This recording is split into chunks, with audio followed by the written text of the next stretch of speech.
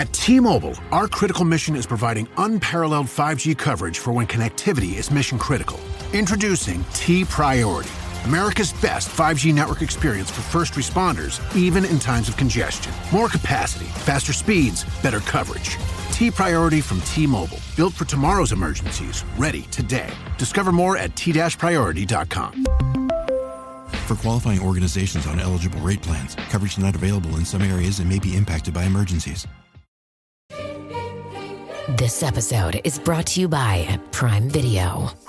In the small town of Holland, Michigan, nothing is ever what it seems.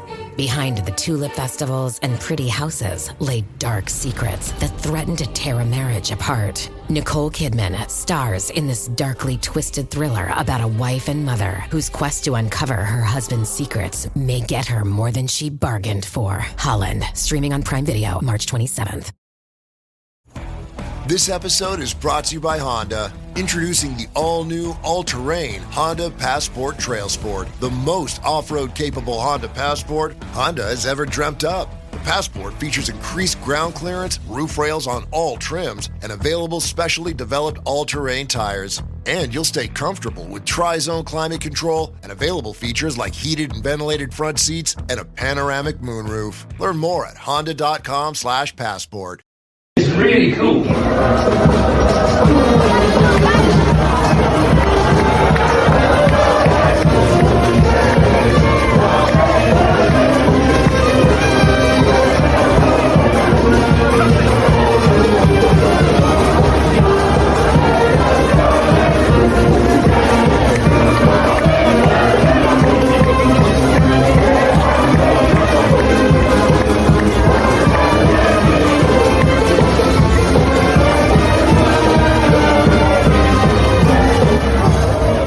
Hello, welcome to episode 2 of Rosbifs Rugby. I'm Richard.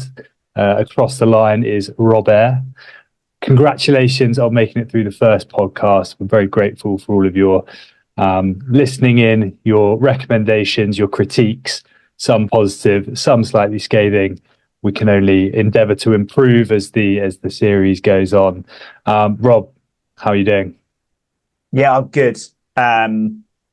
I've been looking forward to this all day. I kind of lost the ability to speak at various points today, which doesn't bode well for a podcast where I have to speak. But fingers crossed, we'll be all right. And how have you found it being 1 week into podcast stardom? We obviously had no technical issues, no upload issues, no publishing issues last week. So I think as Steve Borthwick would not even almost definitely say, we're on a journey, and we're working hard every week to get better, and we'll take our learnings from last week, and the pair of us, we're on a journey, and we will improve. We ask people to stay with us, and we've just got to get better, and part of that journey is very exciting. What you're saying is, like the England team, it's going to take us 18 test matches and 2 seasons, or 18 episodes and 2 seasons, and then suddenly explode into life with 2 absolute barnstorming podcasts in maybe 18 months' time. Episode 19, we've got episode 19 already booked. We've got Antoine Dupont and Charles Olivon and Greg Aldrett ready to go. Lined up, ready. Yeah. And episode 20. Courtney Laws, if we can fit him in. Episode 20, we've got Macron giving his view on French rugby structures. We're playing Shag, Marry, Kill with Boujalal, Macron, and Laporte. And what was his name? Toulon. Or what is his name? Boujalal. That's Boujalal. I'm thinking Altrad at Montpellier. Altrad, yeah. We'll talk about the Rogue Owners Derby in just a moment, because that really was an absolute pace thing. Before we get into the nitty gritty of the top 14, we were discussing just before this. So you were recently in Argennes. No, you were in Montauban to watch Montauban v Argennes local derby. Argennes. And you were with a friend of ours, Reese.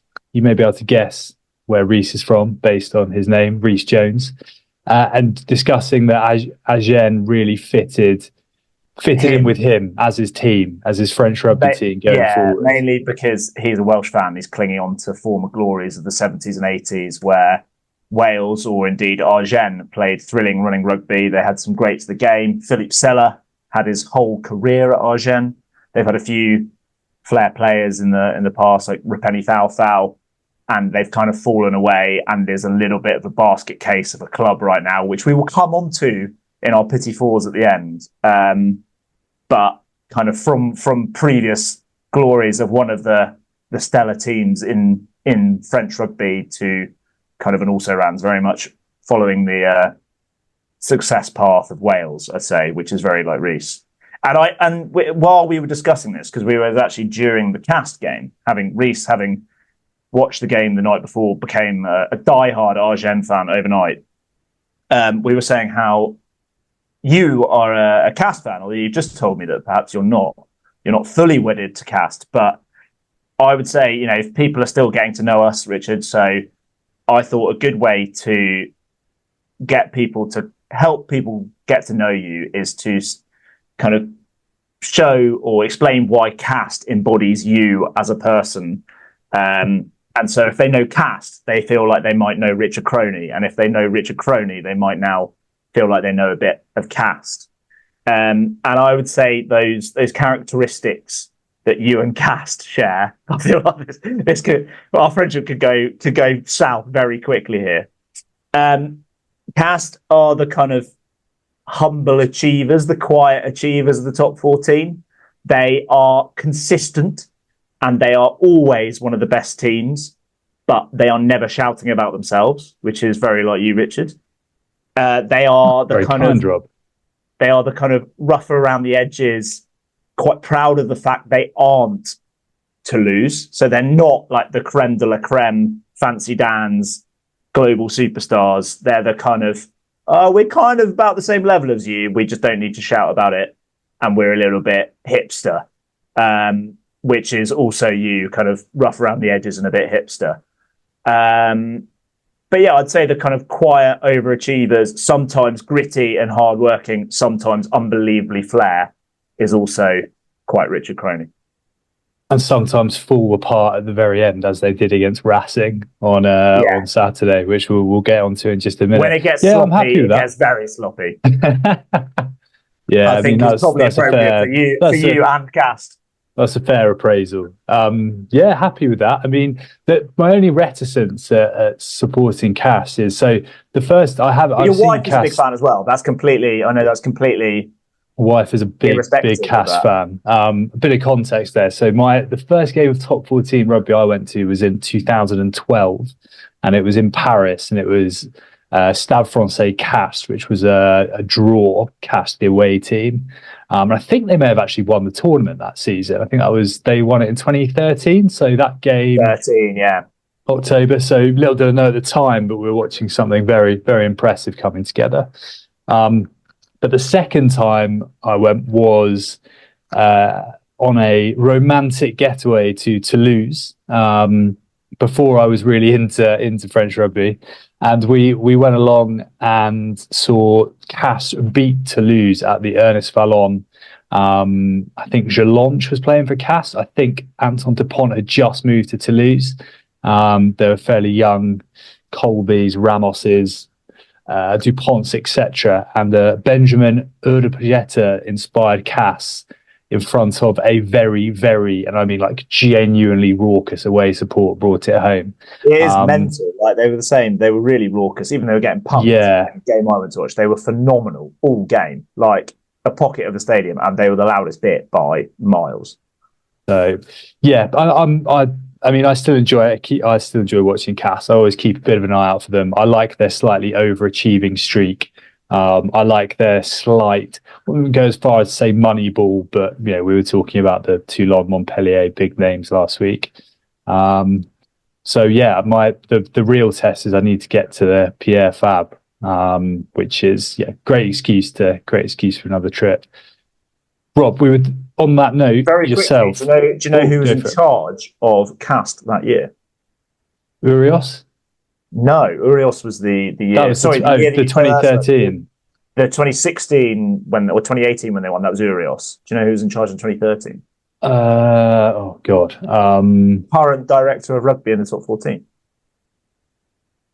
Who are the current directors of rugby? French, one assumes. Quite high profile one at the moment, or has been in the news during the Six Nations.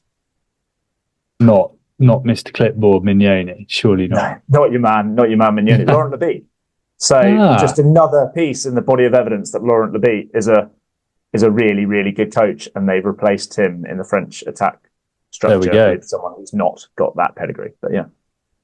And to reverse that, so your team, Rob, is I had assumed your top 4 team was Bayonne, but perhaps it's not. Would you care to talk me through your working?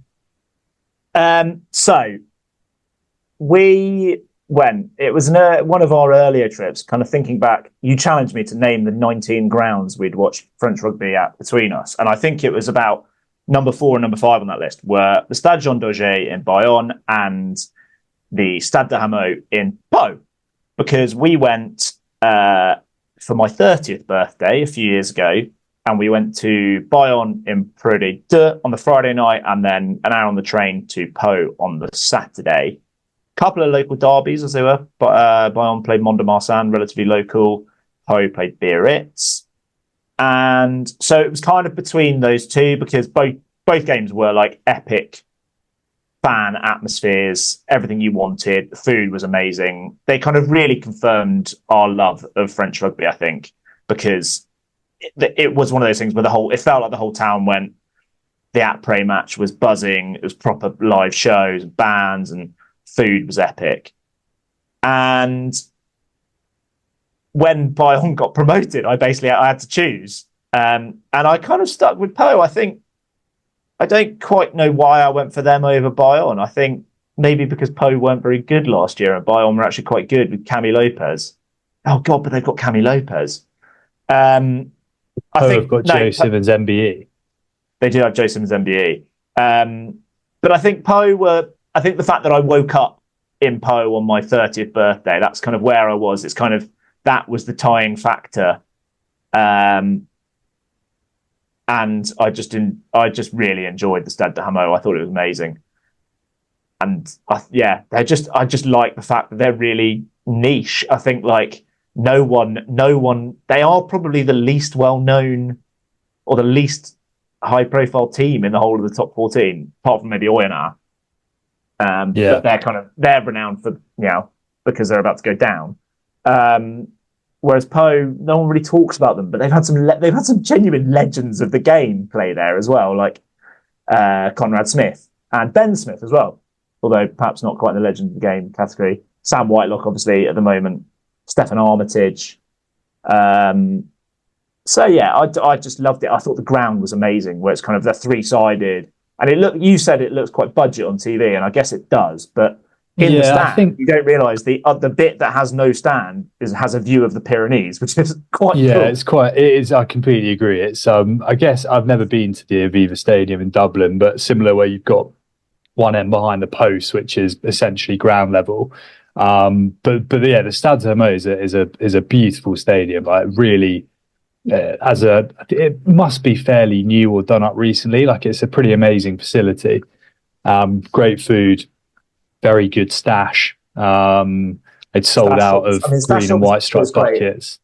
Yeah. It's I can see where you're coming from.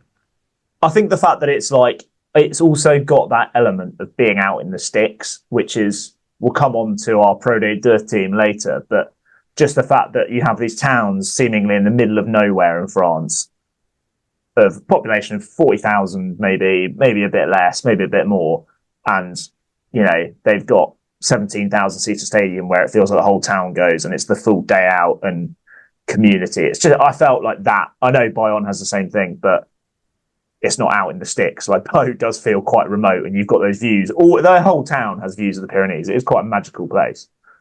Yeah, it's very cool. It's I feel like we maybe didn't quite do it justice. and it was quite a fleeting visit, wasn't it, to Po, all told. Well, speak for yourself, mate. You didn't go to the club that was playing. No, I didn't. Niche 80s tracks. No, I decided to go and spend the evening in the flat that smelled of dead mice instead. Yeah. But no, I would like to go back. It's great, really cool place. Brilliant, and they're playing some great rugby as well. Not with the exception, but you would have therefore been heartbroken, I'm sure, to see them not get the win at Claremont, which I think we highlighted as one that maybe feels like a missed opportunity for Po. Yeah, it looks, from watching the highlights, it looks like a bit of a missed opportunity as well. I think it didn't look like Claremont played that well. Their tries weren't fantastic. It looked like a lot of their success came from just the big guys that you'd expect to be good, that have been good for ages, being good again. So Fritz Lee, Yato, George Mawala, like big old units just getting over the gain line, like 3 pick and go tries. There was a crossfield kick from Erdogetta, which wasn't that great, and Atasogbe just got himself in a right pickle completely, like just didn't see it, and then just didn't look interested in tackling Gironde when he did catch it.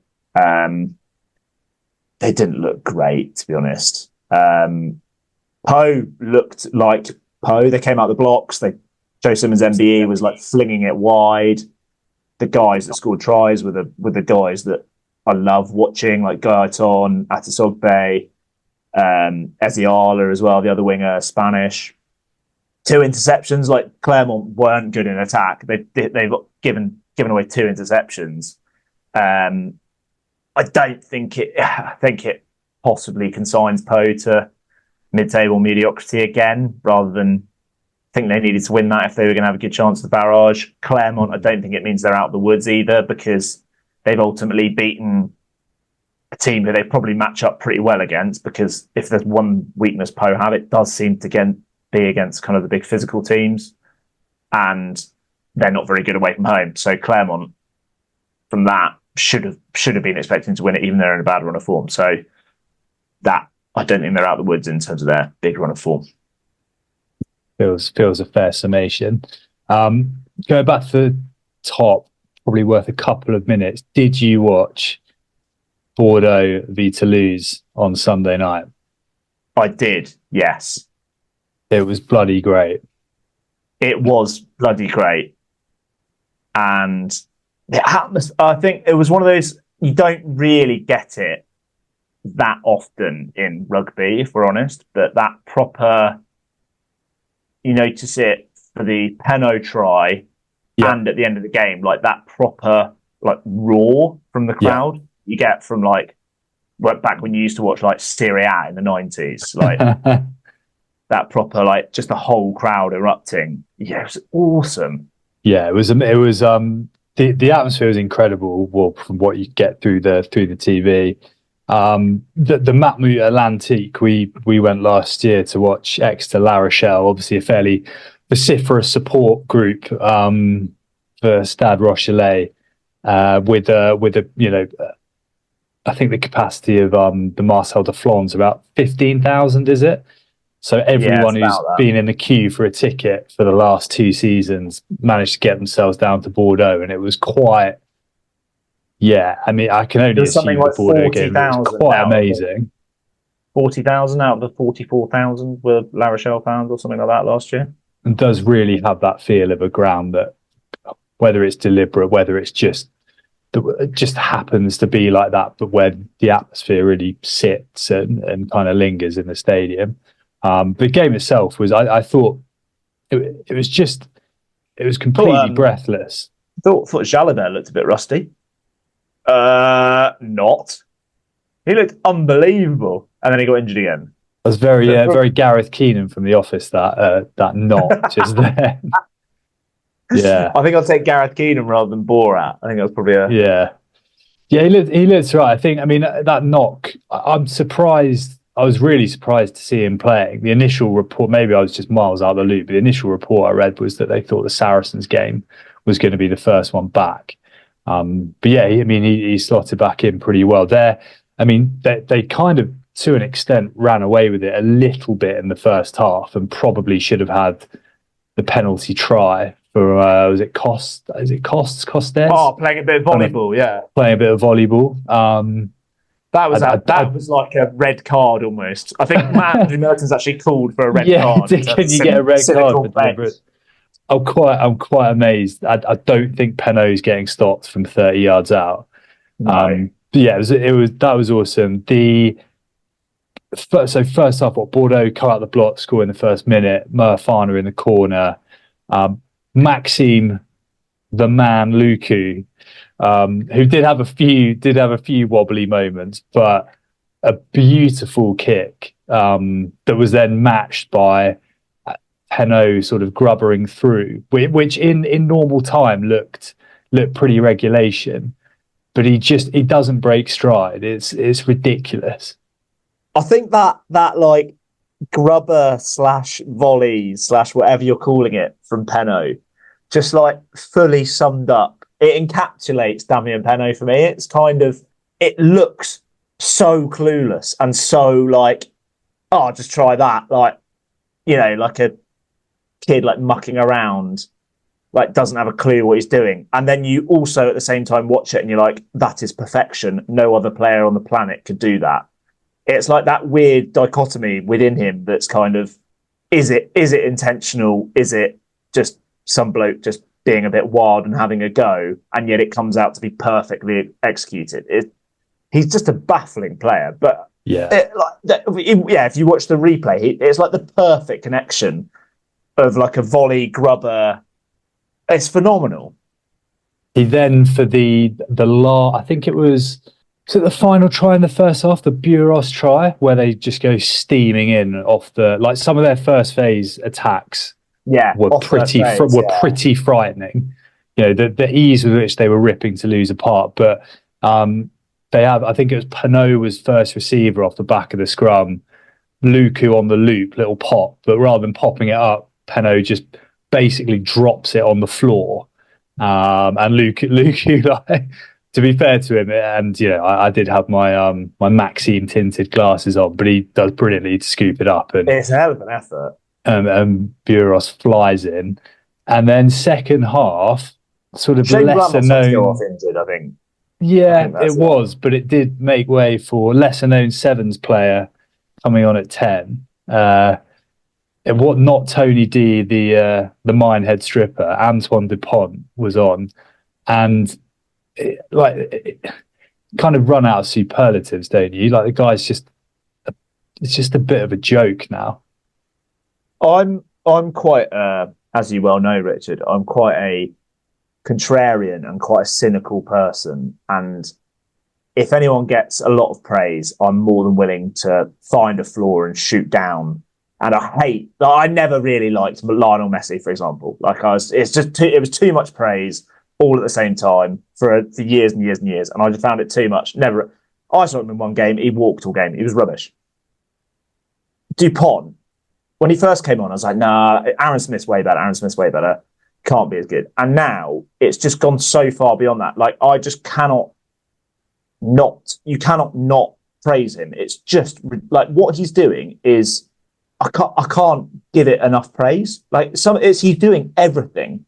There was one bit where he kind of fends off. So should he get tackled out the ruck, fends someone off, gives an offload. Like, there's nothing he can't do. He looked unbelievably strong. He looked unbelievably quick. He was the one still going at the end, having played 77 million minutes. A lot of guys looked hooked out there, didn't they? And he's flying around still, like final minute. And then you think of his like kicking and his skill set, you know, the little switch and flick inside for LaBelle, and I just cannot get my head around how good he is. Yeah, it's ridiculous. I think he might be like fake. I think like lab created. Glitch in the Matrix. Yeah, he was phenomenal, and he made some mistakes as well. He had one out on the full. He lost out on a couple of high balls and things like that. But it's just he's having so many involvements in that game. His first game of 15 for however long, probably expecting to maybe play like half an hour off the bench. But there was a 10-minute period, as you say, where I think he he picks up the ball. It's in the opposition 22, but he arcs round. Like the pace is frightening. Yeah. On the loop, not the loop, on the switch to Labelle. Labelle, who also second half was a real handful. He's an athlete, isn't he? He went smashing through in like the 13 channel, albeit I think maybe over what's his name? Who came on? Was it Garcia? Who came on for? Came on for Jalibert. Smashed through him, and then about 5 minutes later makes a full sort of open field break. It's just everything. It was brilliant, and in a game where there were bits where it was a little bit fast and loose, but some of the individual performances, I thought like Costes for Toulouse was brilliant. I thought Jack Willis had a wicked game, apart from the volleyball. It was pretty phenomenal. I thought Uberti for Bordeaux coming in late was awesome. Penaud, obviously. Big Ben found himself at 13.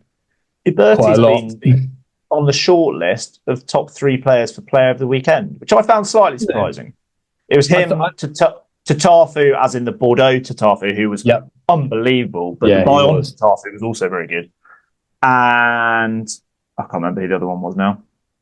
Duncan Payala, who was very good for Toulon. But I thought Uberti was brilliant, given he was a late call-up. I don't think he was the best player on the pitch. No.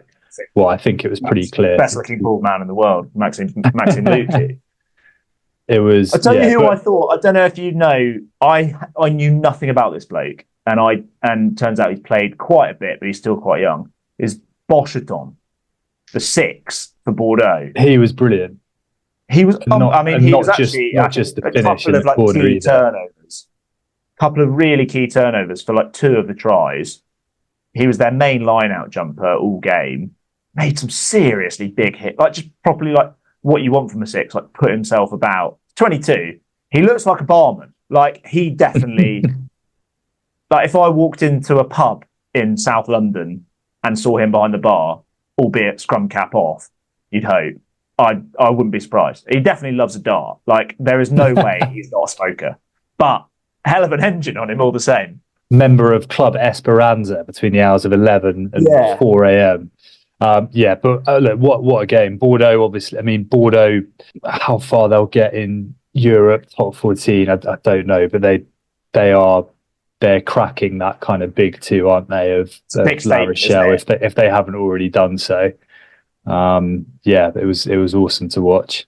Well, I think the main thing for that is just the attacking play was brilliant, but some of the defence from Bordeaux second half was just phenomenal. Because they lost at that point. They've lost Jalibert, and Garcia was good when he came on, but they've kind of lost, and they've lost all territory. Toulouse have brought on a bench of Bai, Cross, Miafu, Aldeghiri, which is just joke levels of a bench. Yeah, weight, and it was kind of all Toulouse for a lot of that. But to have that defence, both teams defended brilliantly, which is ridiculous given there was 9 tries scored in the game. I think that defence suggests to me that Bordeaux are going to be a force to be reckoned with in Europe and certainly in the playoffs in the top 14. It's interesting because Saris are obviously brilliant this weekend, so that'll be a hell of a game. But it kind of, having watched that game on Saturday, I was like, oh, well, Saracens might do Bordeaux away, and then you see their defence against Toulouse, who are probably the best attacking team in Europe, and they held up pretty well. Yeah, they did. And as you say, the sort of levels of physicality you have to deal with. I thought it was summed up very nicely. I can't remember the name of the Bordeaux replacement tight-haired Georgian fella who absolutely hammered Miafu on the the kind of left-hand touchline. Serious hit on a very big man. But what a game. Big Ben's replacement, Taufa, I think might be bigger than Big Ben. He's huge. I think Big Ben's looking lean. He's looking lean and fit. Well, he kept finding himself in the outside channels, like going through the hands, which I really enjoyed. He gets through some work as well, doesn't he? He's not. They should have had him kicking sticks as well. He's on his Instagram. He's slotting them from the sideline. Maxime Lucu 0 from 3 in the first half. I think give it to Big Ben. That would have been such a nice touch, wouldn't it? Right, let's race through the rest, because we could spend forever talking about that game. Stade v Lyon kind of went to form as expected, although maybe not quite such a gap. Did you watch Montpellier Toulon? Sounded like a real old school beatdown. Montpellier were dreadful. They were really bad. I thought it was worse I've seen Reinach play ever, I think. Sam Simmons was good. He was really good, actually. And Ben Lamb was quite good, someone who I think has been a bit disappointing in a lot of French games. But, I mean, Toulon, their pack is, you know how I was saying last week, like sometimes they're brilliant, sometimes they're not.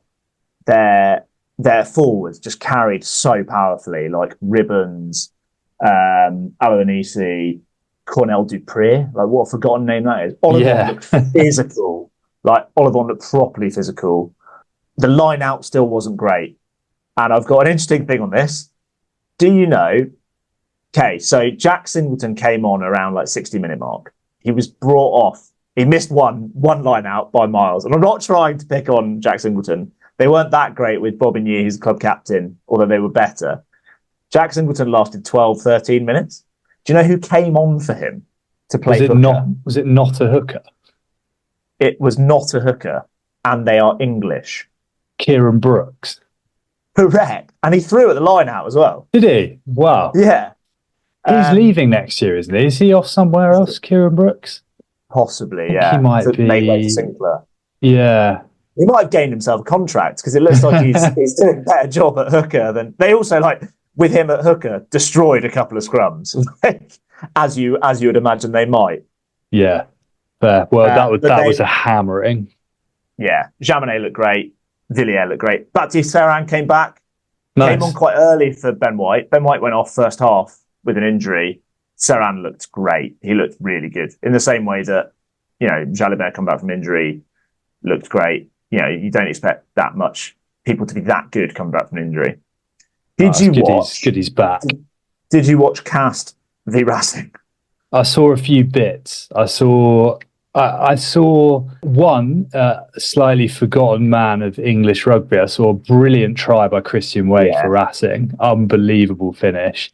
I did also see that Castres managed to play pretty much the last 10 minutes with a 2-man advantage, miss 2 kicks at goal, and then lose the match with near enough the last kick of the game.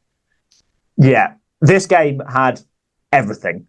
Like, when I almost had to watch the highlights again just to process it. So they had the ref, I can't remember his first name, but Trinini. He's a bit of a the guy who wears the guy who sometimes wears like the walking boots.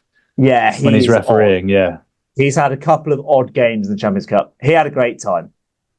6 yellow cards in the game in total. 1 for Tyler Ardron. I genuinely think he took someone's head off. I don't know how it wasn't a red. You had the Wade try, which was a joke. Naituvi, the other winger for Racing, scored from a break that started on their own 5-metre line.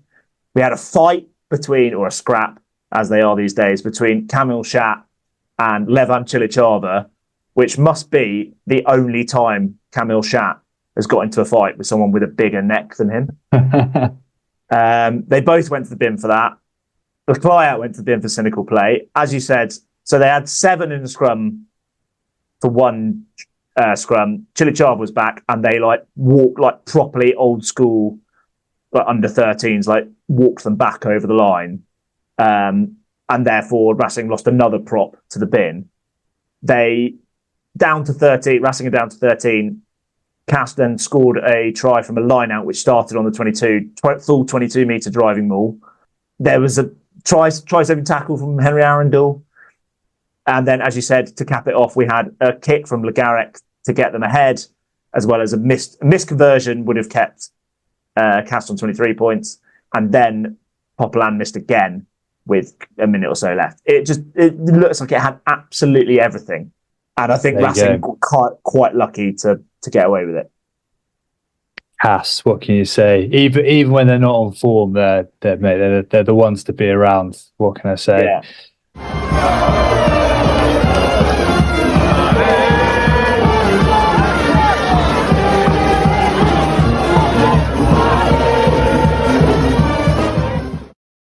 Oyonnax Perpignan. All I've seen of this game is on paper. All I've seen of this game is Ali Crosdale's try, which was very good. Absolutely outstanding. Yeah, it looked. I was only able to catch a few highlights. Looked pretty attritional, quite cagey. The Crosdale try was outstanding. In a pick of some pretty good ones this weekend. You would assume that probably consigns Oyonnax to ProD2 Rugby next year. It's a long way back, isn't it? Now they are 11 points adrift of Montpellier, 12 adrift of Lyon. That's 3 wins, at least. Probably no, it's 3 wins with bonus points, kind of either way. They're not making up 3 wins on Montpellier. You can't really see where in that squad, albeit, I mean, they haven't been miles off for a lot of the season, have they? But you can't really see where that kind of, because it is going to have to be a huge change in fortune now, where that's going to come from that side. Well, also their last four fixtures. I was just looking back, but I thought, their last 4 fixtures working back are Perpignan, Clermont, Montpellier, Lyon. So they have just played the 4 teams directly above them and got a draw from those fixtures. So it's just, they've got to play everyone else now for the rest of that. I just can't, Writing's probably on the wall, but they'll bounce back, I'm sure. Perpignan looking, I mean, say this is pretty attritional Crosdale magic, but they've had their moments, haven't they? This year they've looked like they're a proper side. For one of the teams that do, I think it's fairly well known they definitely do have one of the lower budgets, and that's reflected, I guess, in their position. But they've taken some proper scouts this year. They've also been 13th the last 2 years, and came up from ProD2 the year before that. So, they are kind of the weakest other team consistently over the last few years, but they're doing pretty well. They might not finish the 13th this year. Question for you. I mean, one, it'd be great if they stay up very much on the list of places to visit, as I think you were mentioning last week. I might try and sneak that in this year. We can talk about it after. Interesting. Their kit, Perpignan, is the blue kit now their home strip, the sort of baby blue with a few like red and yellow details? Because I was watching the highlights of this game, and away from home they were wearing the full kind of orangey Catalan, red and yellow Catalan colours, and it's such a good bit of kit. It looks class, and I feel like I don't see them wearing it enough. Maybe I've just picked and chosen the wrong matches for aesthetically pleasing stash. I think you might be right. I think also the light blue, I think, is actually relatively traditional. I don't think that's a kind of a modern take. I think I've seen something that it's part of, like, if you look at like the badge, or like, I don't know, I've seen a logo somewhere that kind of makes it look like the light blue is quite a big part of the club motif. Well, I quite like the light blue with the Catalan socks. Is quite nice. Quite.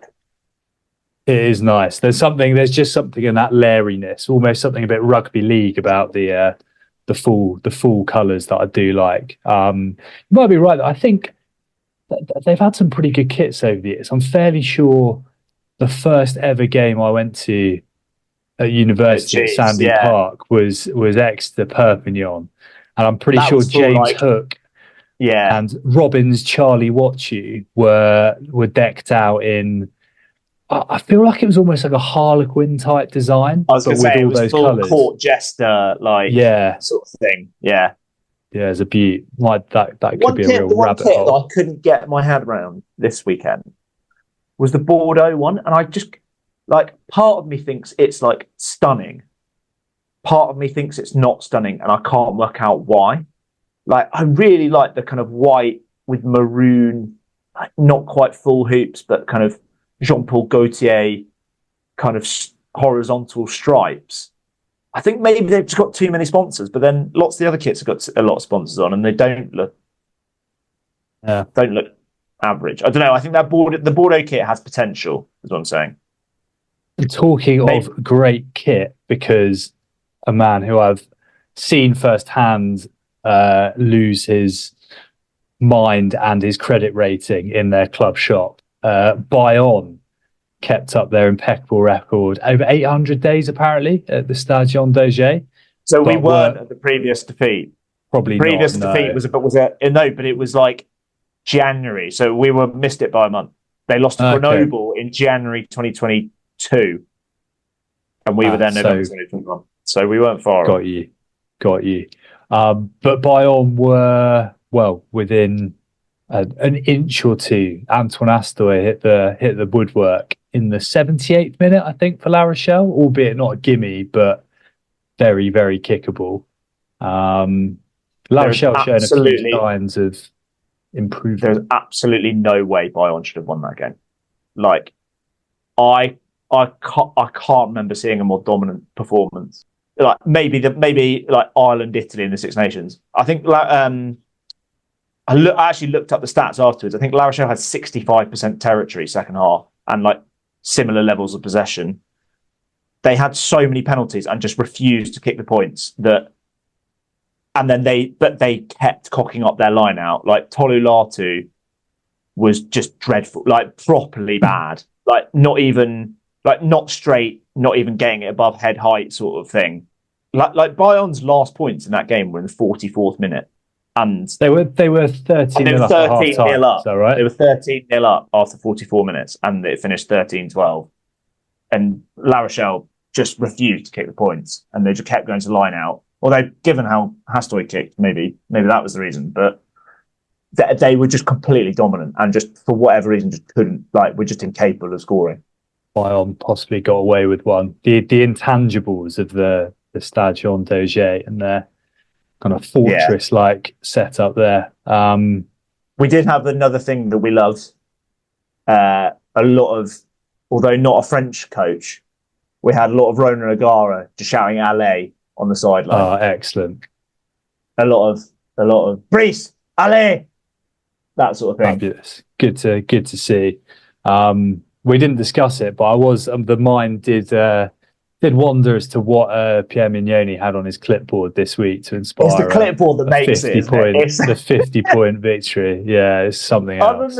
Everything that he's quite similar to like all other top 14 coaches. It's just the clipboard. Like it's just something about it, and it's like it's so tightly clutched. I do like how in the commentary you can hear them on the sideline, just screaming at his pre-written notes on his clipboard. Look, it was a pretty good round. The top 14, few surprises, some ridiculous tries, couple of pace things, sort of everything you want really. We'll maybe keep our powder dry on previews for this weekend. And we've got bigger and better things. We have got bigger and better things. We'll come on to those in just a second.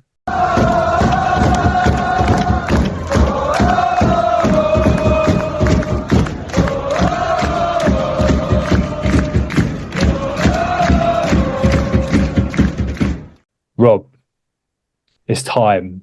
The diehards who have found this podcast, they're going to be here for one thing this week, and it's is it the scandal or the salacious tale, or is it your run through of ProD2 as we reach the business end? It's both because they go hand in hand. ProD2 is the Wild West of European rugby. It is everything you want and expect from French rugby in terms of passion, supporters, community, fights, jouet, big scrums, scandal off the field, interfering presidents. It's got everything, absolutely everything you want. And to celebrate, I'm wearing a Grenoble jumper and a Sax V hat because I can't. I'm glad it's back. Sorry, while you were doing that, I was just thinking about how I knew I first enjoyed and was into ProD2 rugby, and I can't remember the name of the guy who did it. I'm pretty sure he was playing for Nevers. Playing for Nevers, yeah. And it was when, after the final whistle blew, he did a little dance behind the referee, lifted him to the sky like Simba in The Lion King, and promptly got a red card after the final whistle. And I think at that point, I thought, this is Josiah Raisuk. That's it. Yeah, what a league. Some big, and look, some big names, some names from the past. But we are properly, it's a proper marathon of a season, and we are starting to creep towards the business end of it. What's your view on the state of play? Because it's very, very tight at both ends. They have had 3 weeks off, which seems staggering when you think that the top 14 has only had one. And there are 16 teams at ProD2, so there's more teams they've got to fit fixtures in for. I guess they don't have the European breaks. They played through the World Cup as well, I think. And they played through the World Cup, yeah. Which they organised on Tuesday nights, which I really rate, so that the fans weren't kind of double booked for France v Uruguay or New Zealand versus Namibia or whoever was kind of in those kind of slightly back end of midweek games. It's been a really interesting season so far. It's kind of just starting to kind of get into kind of tiers within the league, I'd say. I think the top three are Van, Béziers and Provence. So they're on 67, 67 and 66 points. They've kind of been the top three all season. And actually they have started to stutter a bit, but they've kind of been the top three. And I think realistically those are the three teams competing for the top two home semi-finals. Mont-de-Marsan and Nevers are both on 61. So they are technically only 5 points or 6 points off second, but they've kind of also been fourth and fifth throughout. And they kind of are fourth or fifth every year. They're kind of the there or thereabouts team every year. You've then got another 5 points back to Brive, and it's the sixth place that's the real scrap. In the same way, in the top 14, that final place of the barrage is going to be a scrap. It's going to be even bigger. I reckon it goes down to 11th in ProD2. So Brive are on 56 points. You've then got Dax 55, Colomiers 55, Grenoble 52, Aurillac 51, Agen 51. Then you've got a gap to the bottom five teams who are trying not to be in the bottom two. The bottom two go down. There's no playoff with National. They go down regardless.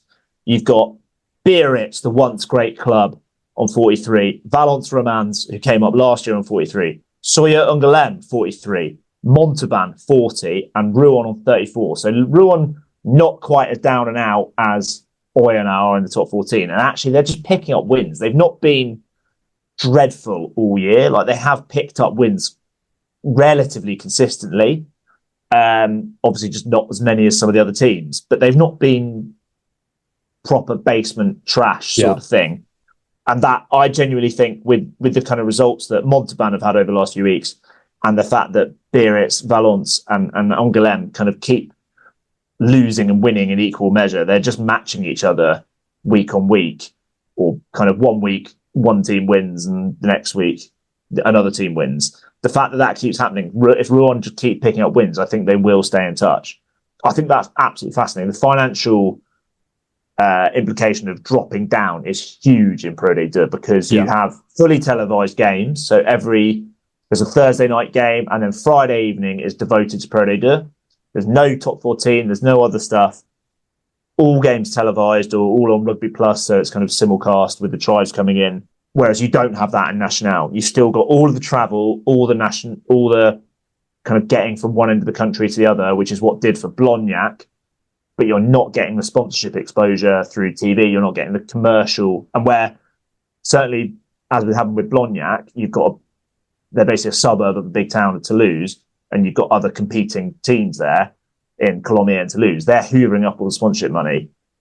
And so if in National you're just not getting that sponsorship money and you're not getting the commercial TV deal. So it's a big thing. Biarritz are currently on sale for €1. Just so that someone can take them off their hands and get the debts. Apparently, the guys involved in that were also sniffing around Agen last year. I think that's kind of a classic Wild West owners. An interesting syndicate. Yeah, sort of thing. The middle section, Brive really are in sixth, and despite only being 5 points ahead of Agen, that's going to be a scrap. I think Brive are the team that should be there. They came down from top 14 last year.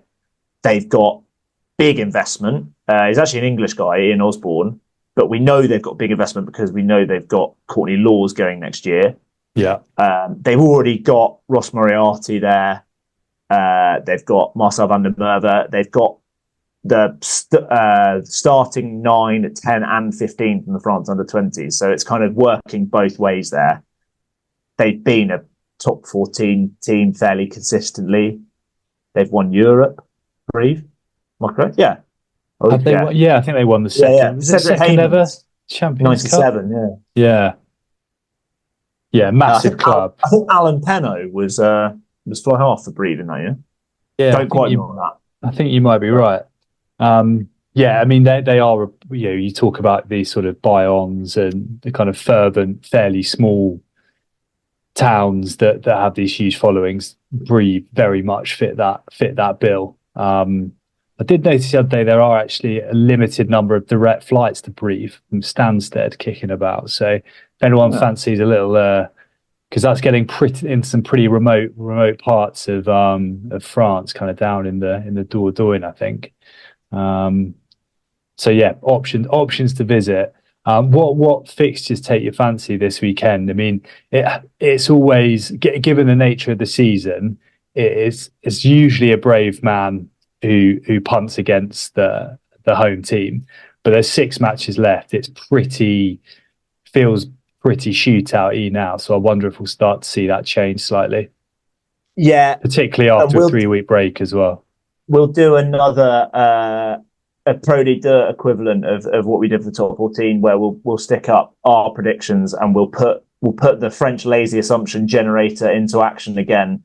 Perfect. And see how the home wins only theory comes out at the end of the season. But I would say it's probably closer for ProD2 than it is for the top 14. Some teams like Aurillac, and there's another one. Agen got their first win away at Montauban, that game we were at. Aurillac haven't won all year, and neither have Valence. And I think there's someone else as well that haven't won all year away from home. The games that catch my eye this week, Mont-de-Marsan v Brive on Thursday night. So Mont-de-Marsan are challenging for that top 3. They're going pretty well. Brive away haven't been great. And if they lose that, then they'll probably drop out of 6th place. I would say Montauban at home to Dax is big. Montauban haven't won all year, I think, which is quite staggering, really. So they've not won in 2024. 1 win in 8 in 2024, which is, they are now struggling. They were doing fine a few weeks ago. And now they're actually kind of 3 points adrift of the 14th place. Dax are a team that should be beatable. And I think those are the main ones. Those are the main couple, I think.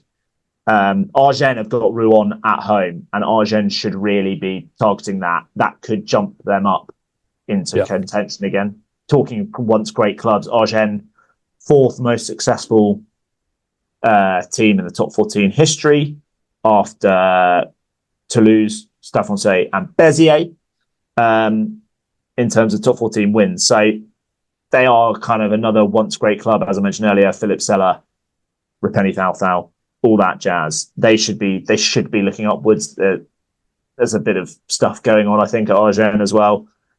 Grenoble are an interesting team because it's quite hard to read where they're at because of their points deduction.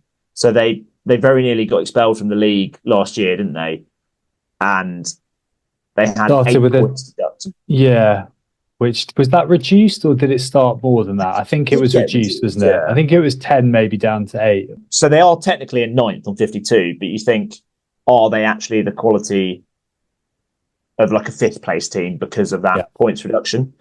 And they've picked up wins away. They also beat Van recently, which is pretty good. Van were flying at the start, then had a dip, then looked like they were flying again, have dipped again. But I think that top 3 race is really interesting. I personally would like to see Béziers come back up. I think they are, as we said last week, they are the 3rd most successful team in the history of French rugby in terms of top 14 titles, huge in 60s and 70s. They've got an awesome looking stadium. It's down in down in the Mediterranean. I wonder whether they would struggle in the top 14 because a lot of their stars are Portuguese stars and some of them are aging. In fact, when I look at the teams coming up, the ones that I think wouldn't struggle as much would be Brive, ironically, who aren't even who are sick. Yeah. And because of, they're getting Courtney Laws in, they've got a lot of cash behind them. Similarly, Provence have got a lot of cash. Got a little story on Provence and the players they're bringing in next year. But, they've got Thomas Francis, who is a good international level tight head. They've got Tamama Harrison, Jimmy Gopperth doing the strip. Inga Finau as well. Coming in. Yeah. If they get there. So those Van have been the best team this year and they play some great rugby and their stadium looks cool and they sell it out every week by the looks of things. So I think Béziers the one I want to come up, but I don't really know out of the other two, or I can't see a team in the playoff beating the likes of a Perpignan, Montpellier, Lyon, Clermont. Those teams are just so much stronger, I think. Perpignan, I don't know. They got past Grenoble reasonably comfortably, and that playoff game is at the ground of the ProD2 Challenger, isn't it? Yeah, which adds a little bit of jeopardy. The bit we've really been waiting for. What is the scandal? Or do we save that for we'll save that for the Petit Fours, but a couple of other things on the ProD2. I want to shout out a couple of players. So Christian Ambariang on the wing for Nevers is absolutely dynamite. I think he's going to Castres possibly next season, or he's going somewhere in the top 14 maybe. The other player is Jope Nicera on the wing for Dax. I think he's 21. This guy is the next Repentis Alfau. You heard it here first. He is electric. He's GIF, which helps, but he's Fijian, and he is dynamite. Like he is Repentis Alfau. He's absolutely rapid, low centre of gravity, powerful.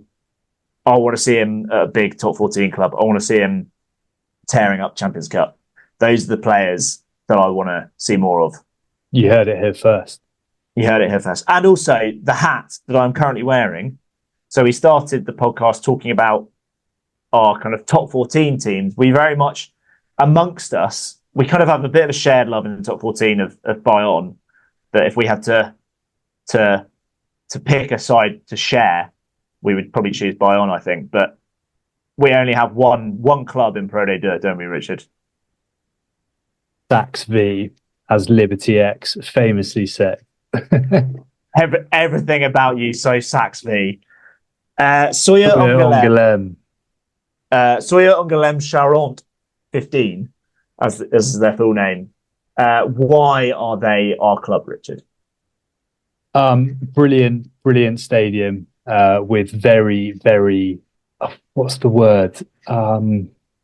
Liberal use of confirmed attendances. When we went on a Friday evening, they were playing Mont-de-Marsan, weren't they?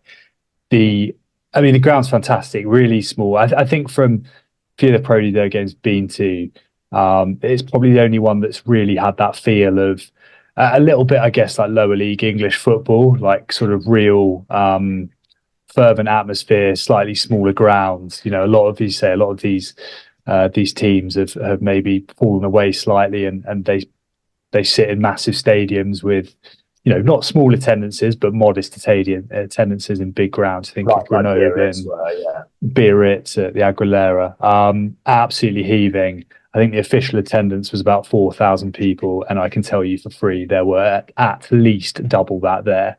You basically couldn't move. They also, the delicacy is merguez sausages served alongside a little pichet, and they also have the Sax V snail, the escargot, as their mascot, who charges around. It's just a fantastic place to watch rugby. Great little town. Not much more to be said, really. We've also plumped for Sax V despite missing the kickoff, B, missing the whole of the first half by being in a queue for tokens, where some old biddies were counting out tokens one by one, and then ran out of tokens. I think that's the biggest test of patience I've ever had. We also couldn't park near the ground. I think that kind of sums it up. Like, it was before we went to the La Rochelle Chief semi-final. So we flew in and out of Bordeaux. We did a 2-hour drive to Angoulême through some horrific traffic. Thought, oh, this is just a kind of outpost. It is. It's a town in the middle of nowhere, really, in the Cognac region. And rocking up to ground, it felt like the whole town was there. You couldn't park for about half a mile from the stadium because it was just everyone was there. And then when we got to the ground, as you said, Richard, there was no way there was 4,000, 5,000, whatever it was claiming to be in that stadium. It was crazy. Great kit as well, purple, very underrated, underused kit colour. Yeah, fantastic place. Definitely worth a visit. And you can actually, I think, if you're staying in the centre of Bordeaux, you can get a TGV to Angoulême in about half an hour. So very, very much worth it. Lovely little market as well the next morning. And the home of the comic book, or the comic strip. Home of the comic, yeah. And there's a comic strip convention there every year. There is. There you go. So we'll be, as ever, keeping an eye out for them. Also, where the Wes Anderson film, The French Dispatch, is filmed as a kind of quintessential French town. And as a final thing, trout and salmon farming, we found out last week through some very, left some random ProD2 social propaganda. Media. Yeah. Right. Is that a wrap on ProD2? Move on to who's coming up, who's going down, or who's coming up, who's going to go down? Who's coming up? I think Van are going up. You think they'll get the automatic place? Yes. I think you're right, yeah. I think Rouen are going down with Valence Romans, I think. Ooh. Having not won away at all, I think you're going to have to win one of those. To stand a chance, and I think, Biarritz have been dreadful given the guys they brought in, but a little bit too much quality. Possibly Montauban, although Montauban have really gone into reverse. So, but yeah, gun to head, Valence. I don't think it's Biarritz. Hawass, as much as he's a terrible bloke, is playing some great rugby. Jonathan Joseph is back fit. That alone should be enough at that sort of level of the league. I think so. I think Montauban are in free fall. I loved my time at Stade Sapiac. It was so cool, and the food's great. But one win in 8 this year is just not good signs. Maybe 3 weeks off. Who knows how teams will come out? We don't know. But I think they need to win that game that against Dax at home this week to have a chance. And I think Rouen, just got a little bit too much ground to make up. Righto. Petit Fours coming next.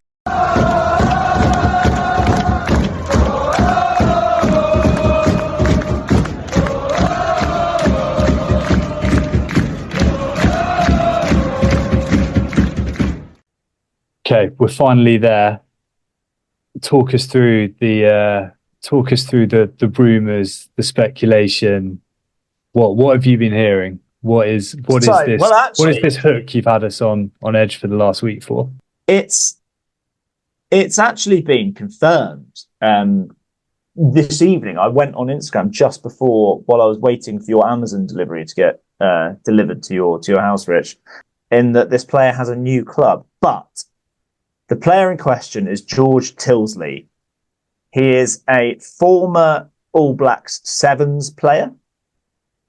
He was at Toulouse earlier on in the season as a World Cup joker, so while players were away with the World Cup.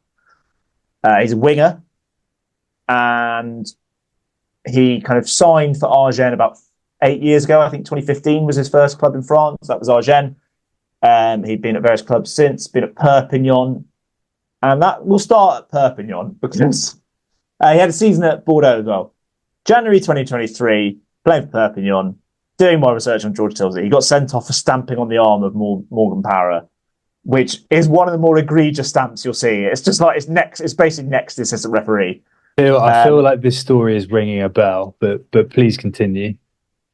He didn't actually play for Toulouse when he signed there during the Rugby World Cup because he got placed in police custody on the 10th of August for assaulting his girlfriend and getting a 6-month suspended prison sentence.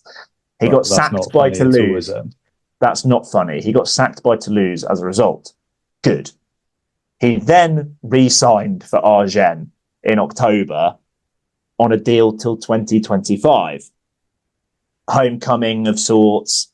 This is his last chance, and we're his family. We're going to give him the lifeline he needs. February this year, Agen are at home to Provence, and they absolutely hammered Provence in that game. It was 31-7. The highlights, it looked like Provence were never in. Provence top of league. They were never in the game. And George Tilsley came into the dressing room either at half-time or after the game, intoxicated, and got into a scrap with the team manager. I've heard that there was some justification for him being put out by the team manager. Agen of handling contracts have been a bit kind of smoke and mirrors, I think, with some of the players. But unsurprisingly, after attacking the team manager, Agen cancelled his contract. Now, the rumours, you'd think after the kind of litany of offences there, this guy is a bad damaged goods. Damaged goods. Unfortunately, Richard, I can report that after weeks of rumours and no one really knowing quite what was going on, he has signed for a new club as a medical joker, and it is Sax V. Oh, for fuck's sake. Oh, that's no good, is it? That is no good. It's gutting. It's really gutting. It's like you saw, at least with Mohamed Alas, he's on his day, not a test match quality prop, but we've got a guy who has not torn it up. I mean, he got signed for Toulouse, so he's clearly, I feel like any winger that gets signed for Toulouse, you've got to be pretty good. But yeah, there's a little bit. I mean, the having a dig at the team manager is objectively quite funny. The rest of it is pretty dark, isn't it? It's no good at all. There's a bit of. I mean, we mentioned ours. There's a bit of that. There has been more than a few instances of that in French domestic rugby, which is, a little bit of a stain to put it mildly. I think on some of that. But yeah, that's a shame. Well, we'll have to hope that he maybe gets into an altercation with the snail early doors and has his contract cancelled. Or perhaps gets sparked out by one of the ladies in the what's it called, the token queue. Digging out the tokens, yeah. Yeah, that would be good, and they can go straight to the top of the list again as our ProD2 team of choice. I think you've got to stick through your team rough and smooth, And Sax V have had a tough time anyway, staying up on points, 1 point on points difference last year, I think it was. Yeah, they did, didn't they? Yeah, it was very tight. We'll see. The other bit of slightly cheerier, but not that much cheerier, but medical joker news in ProD2. And we mentioned him just a minute ago, and I didn't mention him as a player playing for Provence because he might not play for them, from what I can tell, or George North has ruptured his Achilles in that game against Italy. So his season is done for Ospreys, and Provence are looking for an injury joker for the start of next season as well. So it's obviously, rupturing an Achilles is not, I imagine, a particularly fun injury. Anthony Watson, I know, was out for a long time, wasn't he? With the ruptured Achilles. Serious stuff. So that's not great for Provence. If they do go up, their big money signing, international test great, George North. Yeah. And the kind of caliber of player they're looking at, you're looking at kind of Tuim Arbour from Po. It's a good player, but it's not George North quality. And I imagine that's a fairly sizable contract as well. There we go. A couple of very small petty fours for me. Slightly more optimistic note. One is that maybe a digestif from you, maybe more of a digestif, a chartreuse or a genepi, or a chartreuse at the end with my heavy pity fours. Well, the French women's team beat Ireland in the first game of the Six Nations, 38-17, which happened to be the exact same, or the reverse of the same score as it was in Marseille in the men's. Yeah. And it was more just to call out, because you mentioned them earlier. I think there were 2 or 3 players from Blognac Feminin representing the French team. So wicked to see them not completely folded, still flying the flag for a famous old club. Not impacted by the men's team going bust. Yeah. And then otherwise, that was pretty much it. I saw apparently Montpellier have added Billy Vunipola to their shopping list. Another, I assume, Alex Dombrandt after that. Ben Morgan. Any other English eights? Nick Dan Easter. Ward-Smith, Nick Easter. They'll all be getting a gig. Forrester, yeah. Apparently long Delalio's after a contract. Rogue from them. And a few rumours circulating as well around. And I think, was it today announced his test time, and Danny Kerr, maybe a little swan song in the south of France, Bayonne, possibly Perpignan. Although I think, what's his name? Millard. Is it Millard? Is that the Quins? Quins, head honcho. Seeming to make noises to indicate that. But God, if you're Danny Kerr, you'd fancy a little finish in Perpignan or Montpellier or Bayonne or somewhere, wouldn't you? It beats Guildford. Well, you'd think so, wouldn't you? Right. There's 2 things on social media, or dominating our social media today. One is Bayonne are going big on the social media ahead of their game in San Sebastian. And the other, which is, there's some great social media content. San Sebastian, I can see why they're getting behind it. It's epic. The other thing is Mathieu Reynal has retired, which he deserves more than the minute that we're going to give him here. But a genuinely good French ref. I think let's just leave it at that. There's a lot said about French refs in the English media. I genuinely think he's top 3, I'd say, top 5 certainly in the world. Yeah, he's brilliant. Clearly a proper character as well. Yeah. All right. Au revoir, Mathieu. You've been great. We've been Rosbif Rugby. That has been Rob. We're on a real timer countdown now. We'll see you next week. Au revoir.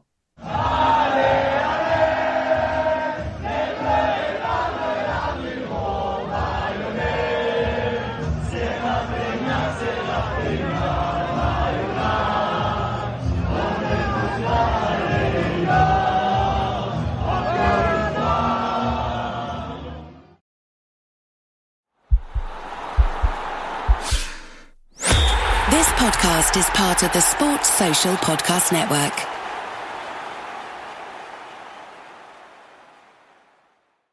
You're a startup founder. Finding product market fit is probably your number one priority. But to land bigger customers, you also need security compliance. Obtaining your SOC 2 or ISO 27001 certification can open those big doors, but they take time and energy, pulling you away from building and shipping. That's where Vanta comes in. Vanta is the all-in-one compliance solution helping startups get audit-ready and build a strong security foundation quickly and painlessly. Vanta automates the manual security tasks that slow you down, helping you streamline your audit. The platform connects you with trusted experts to build your program, auditors to get you through audits quickly, and a marketplace for essentials like pen testing. So whether you're closing your first deal or gearing up for growth, Vanta makes compliance easy. Join over 8,000 companies, including Y Combinator and Techstar startups who trust Vanta. For a limited time, get $1,000 off Vanta at vanta.com/simplify. That's VANTA.com/simplify for $1,000 off.